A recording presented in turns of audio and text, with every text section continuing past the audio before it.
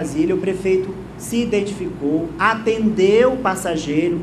Quando o avião aterrissou no aeroporto Juscelino Kubitschek, uma ambulância do SAMU já estava a postos e ele, com vida, foi levado ao hospital. Então, o prefeito, sim, salvou a vida do passageiro. E a gente tem um registro deles almoçando lá em Brasília, o prefeito Dr. Pessoa, o deputado estadual Jeová Alencar e o vereador Luiz André, que também tem seguido o prefeito nessas agendas, já em Brasília. O que eu apurei? Eu conversei com o Jeová e ele me disse o seguinte: a reunião é às 3h30 e o prefeito vai usar os seguintes argumentos para o Marcos Pereira. Primeiro, você me deu a palavra, e isso foi tornado público, que eu ficaria no comando até 2026. Você mantém a sua palavra? 2, se o deputado federal Jadiel Alencar saísse do PV e fosse para o Republicanos, perder o partido para alguém com mandato até faria sentido, mas eu não aceito ser candidato à reeleição num partido cujo presidente nem mandato tem. Ele disse que não é nada pessoal contra o Mainha, mas não aceita. E terceiro, Jadiel Alencar vai mesmo sair do PV para o Republicanos? Então eles vão confrontar o presidente Marcos Pereira, não vão sair da reunião sem uma resposta definitiva. O que eu apurei, eu já tinha comentado isso aqui e repito: Marcos Pereira devolve o partido ao doutor Pessoa se o Jadiel não sair já do PV para o Republicano. O Ari, então, está apostando que o prefeito volta com o comando do Republicano. Exato. Essa é a aposta do Ari. É de vocês? Ari, o Amadeu, também acredito que sim, porque o prefeito, além dessas informações trazidas pelo Ari, ele vai chegar lá para resolver. Vai sair de lá com uma solução. Sim, mas essa solução é voltando com o comando ou é buscando esses outros alternativos? Acredito que voltando pelo comando. Voltando com o comando. Franci? Eu acredito que fica com o Jadiel. Olha, 2-1. Apoliana? Estou com França, até porque o Marcos Pereira, como presidente de partido, sabe que o Jadiel não pode deixar a sigla agora, porque tem questão de fidelidade partidária. Vai perder o mandato. Qualquer filiado no Brasil da federação poderia questionar o mandato do Jadiel. E aí, está no começo o mandato. É óbvio que o Marcos Pereira já sabia disso quando fez o acerto com o deputado federal. Então eu estou com França. Então, Amadeu, você. O que tem eu? Vai muretar. É o seguinte, atenção. Vai muretar. Dirceu Arco Verde. Muretou. Como é, rapaz? Muretou. Dirceu Arco Verde, Porto Alegre, Parque Piauí, Morada do Sol, São Joaquim, Zona Leste de Teresina. As drogarias Ferreira têm os melhores preços da cidade. E todo sábado, promoções espetaculares. Por exemplo, fralda infantil adulto. Tem lá um programa espetacular que é o Vale Mais Saúde, onde seu medicamento de uso contínuo sai com desconto de mais de 40%. E na compra de medicamentos de uso contínuo genérico, você leva 3 e paga 2. Drogarias Ferreira. O delivery, 8171-1867. 8171-1867. Drogarias Ferreira, zelando pela sua saúde. Mês do cliente tem promoções nas drogarias Ferreira. It 3CM shampoo mais condicionadora de R$ 28,90 por R$ 24,90 cada. Sandal de R$ 64,90 por R$ 59,90 cada. Bepantol Baby de R$ 27,90 por R$ 24,90 cada. Termômetro digital de R$ 21,90 por R$ 17,50. Fralda geriátrica Comfort de R$ 18,99 por R$ 17,49 cada. Fralda Huggies de R$ 47,19 por R$ 44,49 cada. Drogarias Ferreira, zelando pela sua saúde. Vamos agora ao vivo a Brasília com Cíntia Lages. Olá, Cíntia, boa tarde. Boa tarde os colegas aí do estúdio e boa tarde a você que nos acompanha. Cíntia, vamos falar do marco temporal. O STF está em votação, mas está aguardando, acho que retorna essa semana, né? Os votos voltarão a ser colhidos hoje. Mas o Senado também, através da Comissão de Constituição e Justiça, resolveu tratar do tema, inclusive com a ideia de que quem legisla é o Poder Legislativo. Isso, hoje a Comissão de Constituição e Justiça, que está deliberando sobre essa questão do marco temporal, se reuniu de uma forma estratégica no momento em que, por exemplo, a ministra Sônia Guajajara, dos povos indígenas, que costuma ser uma importante ativista de pressão contra essa tese, que é uma tese que diz o seguinte, que as terras indígenas demarcadas até o dia da promulgação da Constituição de outubro de 1988, elas pertencem aos indígenas. De lá para cá, não seriam terras indígenas. Isso cria uma grande insegurança jurídica no país e um marco temporal é defendido principalmente pelos parlamentares de direita. Essa comissão se reuniu, então, no dia de hoje, como disse, de uma forma estratégica, embora o relator, que é o senador Marcos Rogério, tenha negado que tem a ver o fato de tanto a Marina Silva, que também é contrária a essa tese, como a Sônia, outros ativistas estarem fora do Brasil. A ideia era propor uma audiência pública, mas até isso foi negado. Eu conversei, já que houve um pedido de vista coletivo e a sessão ficou marcada para a próxima quarta-feira, com o presidente da sessão de hoje, que é o senador Everton Rocha, do Maranhão. Ele me disse que a tendência é de que seja aprovado, contrariando, como a gente sabe, a defesa dos povos indígenas, que, aliás, votaram tanto ontem quanto hoje. Eles estão aqui no Congresso fazendo pressão. Tensa, obviamente, porque há opiniões formadas de ambos os lados que você tem que ter o papel de muita calma para conduzir e que seja deliberado, até para que seja respeitado a vontade da maioria. Então, foi lido o relatório no dia de hoje, foi dado vista coletiva e marcado para a próxima quarta-feira a sessão deliberativa. Conclui na próxima quarta? Está marcado para a próxima quarta, para ser deliberado. Então, se caminhar da forma como foi hoje, será votado na quarta-feira, concluindo para ir para o plenário do Senado. Qual é a tendência?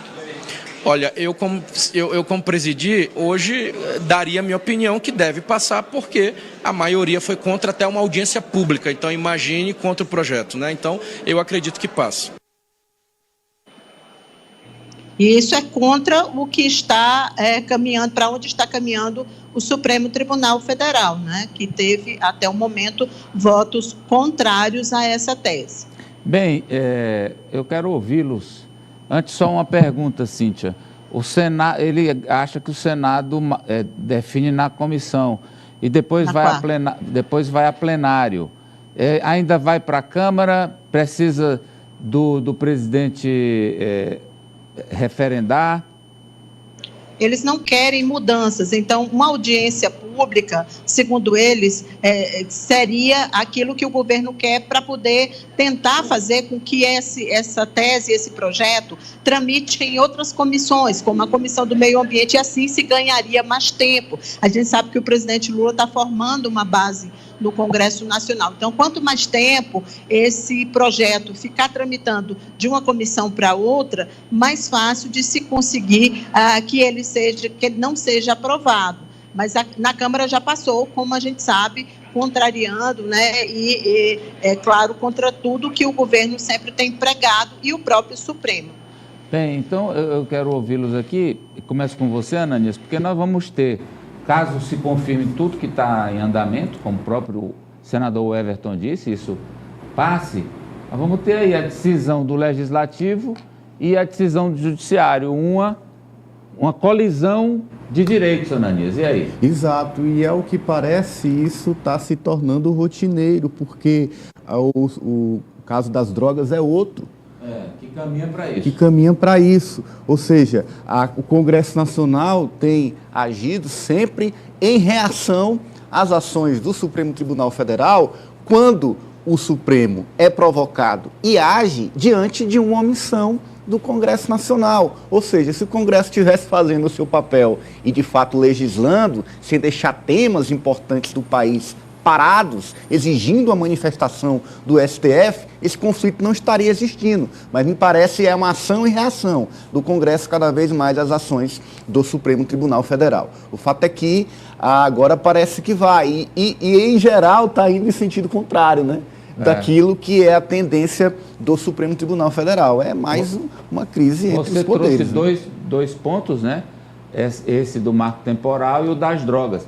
E teve um outro que ontem foi tentado, Ari, e não andou, talvez demore mais, da união homoafetiva, né? Que é também contrário a uma decisão já antiga do Supremo.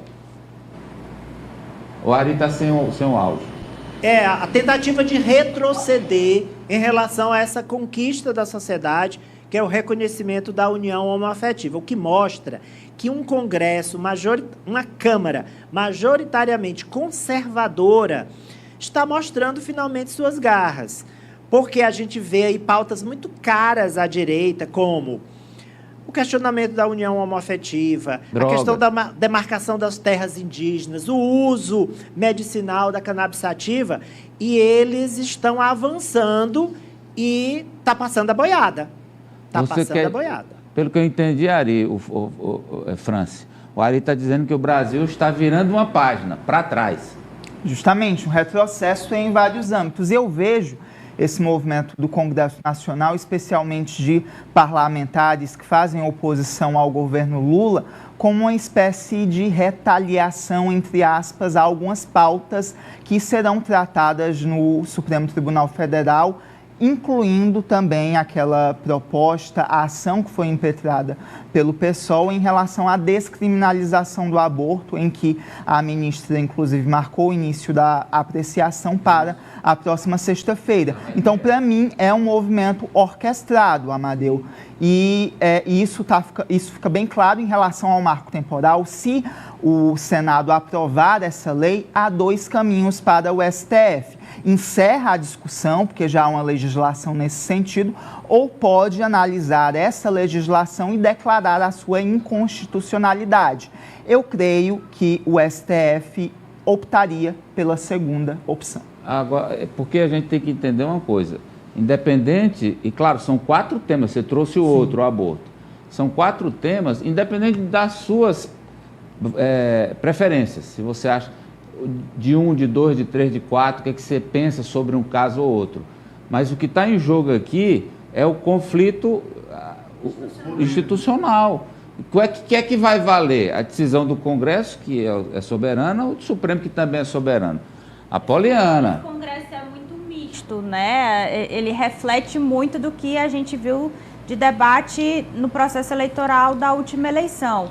Então, a gente viu aquela tentativa de acabar com os nossos poderes, de destituir os poderes executivo, legislativo e o judiciário, o Supremo Tribunal estava lá como alvo. Então, a gente não teve o êxito, felizmente, daquela ação de acabar com o Supremo, mas a gente está vendo o Congresso Nacional, que por muitos anos foi inerte, e agora alguns parlamentares que têm essa posição mais contrária ao STF como um legislador, né, se a gente quiser falar assim, e colocam em xeque o poder, né, até onde vai, ou tentar diminuir os efeitos de decisões do Supremo Tribunal Federal como uma resposta a essa parcela do eleitorado que acha que o Supremo Tribunal não deve conduzir boa parte das decisões a respeito do nosso país. Né?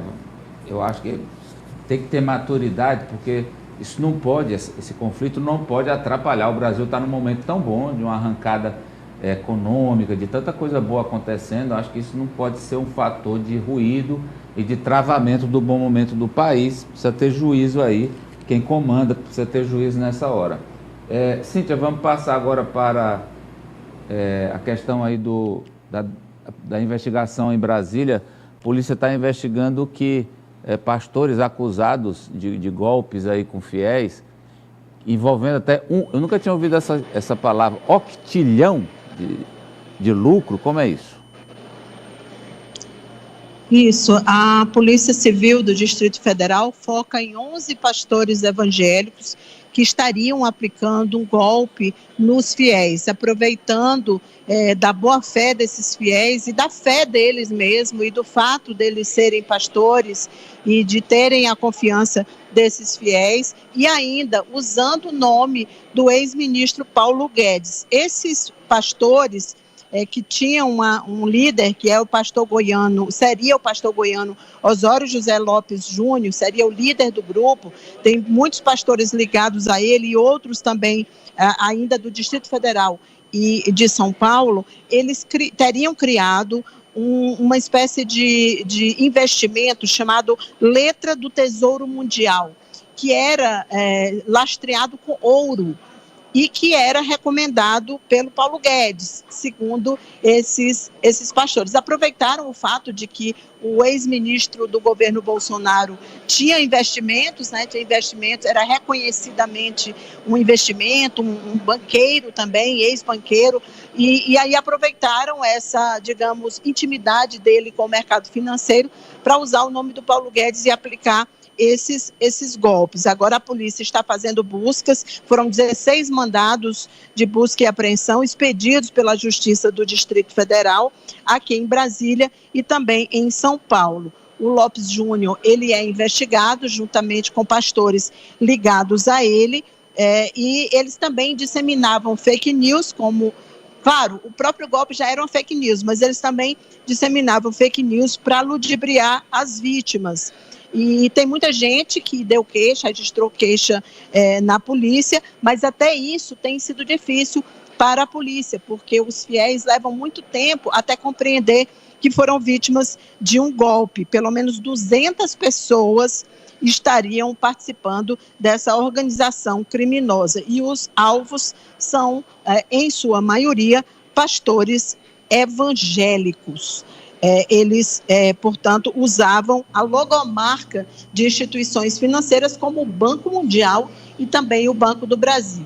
Eles estão envolvidos aí numa questão muito complicada, porque é organização criminosa, é falsidade ideológica, 171, enfim, são muitos crimes envolvidos. E eu repercuti esse assunto, não sei se a gente já vai chamar logo agora, repercuti esse assunto aqui no Senado Federal, hoje pela manhã, com um integrante da bancada evangélica, com um grande defensor da religião, dos pastores evangélicos, que é o senador Magno Malta. Ele ficou muito nervoso quando soube da operação, que essa operação estava sendo realizada, e não reagiu muito bem, não. Mas depois ele disse que, se forem culpados, devem ficar na cadeia.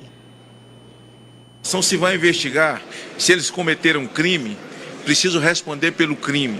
Toda investigação tem um processo e que o processo legal se estabeleça. O fato de ser pastor não interessa. Se cometeu crime, seja pastor, seja padre, seja de umbanda, seja qualquer tipo de sacerdote, criminoso é criminoso e tem que responder pelo crime que cometeu. Que se tenha o devido processo legal, né? Toda investigação você torce que o indivíduo que está sendo investigado, que ele tenha como provar a sua inocência. Mas se não tem como provar a investigação, chegue, não importa que o cara tenha título de pastor, cometeu crime, que responda por ele. E se o crime for de alta periculosidade, que apodreça na cadeia.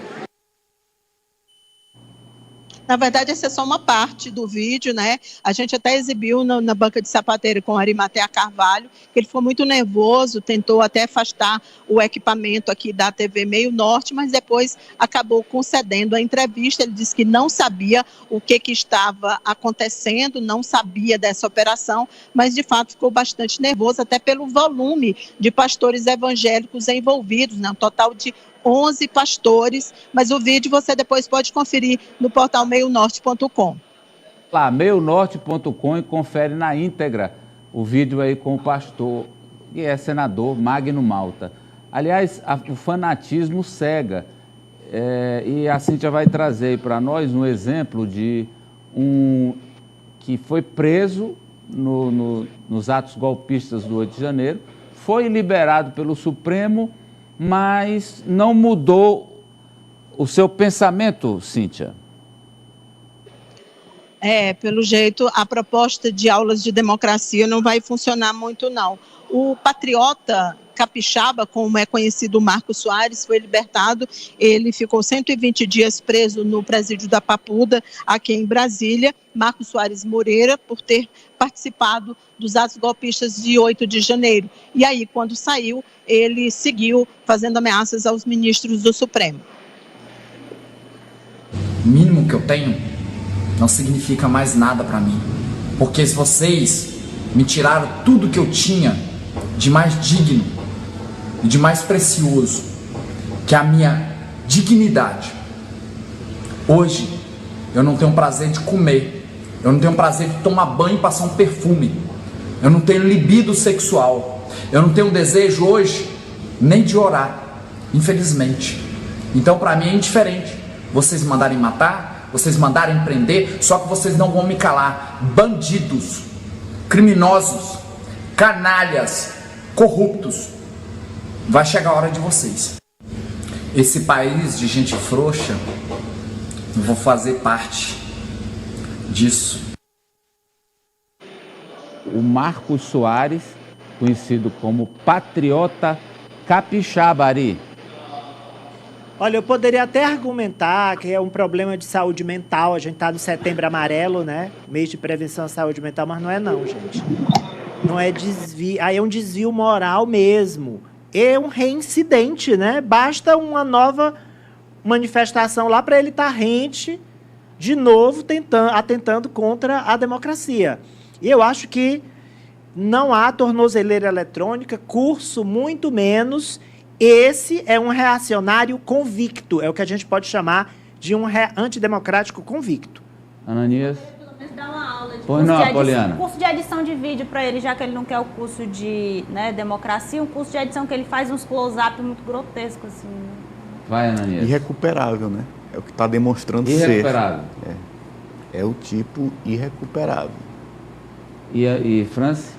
Amadeu, depois ainda algumas pessoas questionam as penas aplicadas pelo Supremo Tribunal Federal. Então, as penas são justas e refletem muito bem que esse movimento ele não morreu, continua vivo, e mesmo esses que foram presos, eles continuam cientes, com a ciência ali que fizeram o correto, que não estavam cometendo nenhum crime, que estavam ali para defender a nação, defender o Brasil, que estavam fazendo um bem ao país. Então, as penas aplicadas pelo STF, elas exemplificam que esse movimento continua vivo e é preciso sim dar o exemplo, e se forem dadas penas brandas, vai incentivar que essas pessoas continuem replicando movimentos como o do dia 8 de janeiro.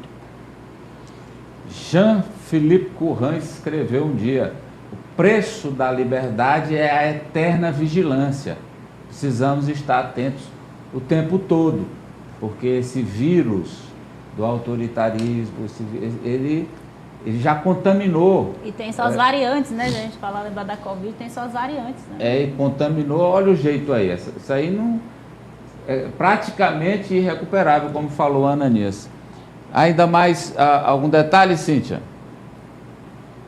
O ministro Flávio Dino com o ministro André Fufuca lançaram agora há pouco a campanha Estádio Seguro. É um programa, na verdade, que vai usar a força do Ministério da Justiça para deixar os estádios de futebol mais seguros. É uma proposta que foi feita pelo ministro Flávio Dino assim que o André Fufuca assumiu, e eles já assinaram esse protocolo hoje pela manhã, inclusive com a presença do presidente da CBF, Edinaldo Rodrigues. Foi lá no próprio Ministério dos Esportes, por isso mesmo que o André Fufuca não veio hoje. Ele prestaria hoje um depoimento aqui, seria ouvido dentro da comissão que estuda aquela questão das apostas.